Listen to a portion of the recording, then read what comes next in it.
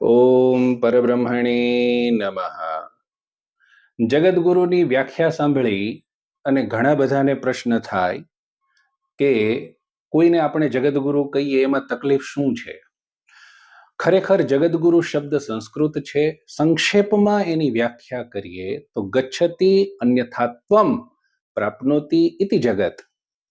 જગત કોને કહેવાય? ચર અથવા અચર કોઈ પણ જે વસ્તુ છે, પણ જો એમાં પરિણામ છે, ક્ષણે ક્ષણે જેમાં પરિણામ આવે છે એ તમામ વસ્તુને જગત શબ્દથી કીધી છે. અને એ તમામના જે ગુરુ છે, અર્થાત એમાં રહેલા અંધકારને, એમાં રહેલા અજ્ઞાનને જે નાશ પમાડી અને જ્ઞાનમય પ્રકાશ કરે છે, ભક્તિમય પ્રકાશ કરે છે, પરમાત્માને પ્રાપ્ત કરવાની કળા જે શીખવાડે છે એ ગુરુ છે.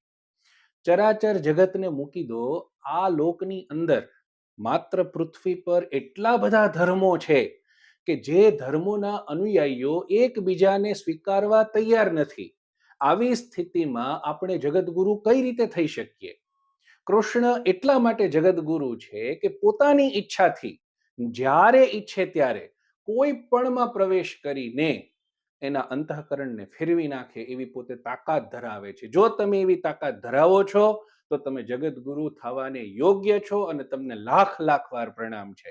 પણ જો તમારામાં આ તાકાત નથી તો તમે પંડિત છો, કથાકાર છો, 5 જણ તમને માને પૂજે છે એટલા માત્ર એક કૂપ મંડુકતા, જેમ કૂવાનો દેડકો હોય એટલી જ તમને માન સન્માનની પ્રાપ્તિ થઈ છે, ત્યાં તમે તમારી જાતને જગતગુરુ કેવડાવવા માંડો એ બિલકુલ યોગ્ય નથી. હિન્દુ સમાજે જાગવાની જરૂર છે. આવા લોકો ભગવાન થવા તરફ જઈ રહ્યા છે, તેને રોકવાની જરૂર છે, એનો વિરોધ કરવાની જરૂર છે. જેને આ સંસ્કૃતિ પૂજે છે એવા તમામ સાધુ સંતોને, બ્રાહ્મણોને અથવા તો વિદ્વાનોને મારી વિનમ્ર ભાવે પ્રાર્થના છે કે આવા રસ્તે કોઈક જતું હોય તો એને રોકો અને ભગવાનની જે મહત્તા છે એ મહત્તાને એમને રહેવા દો. આ માહિતી ઘણી કામની છે. શેર કરજો અને શાસ્ત્રીય માહિતી માટે આ ચેનલને જરૂર સબસ્ક્રાઇબ કરજો. ધન્યવાદ.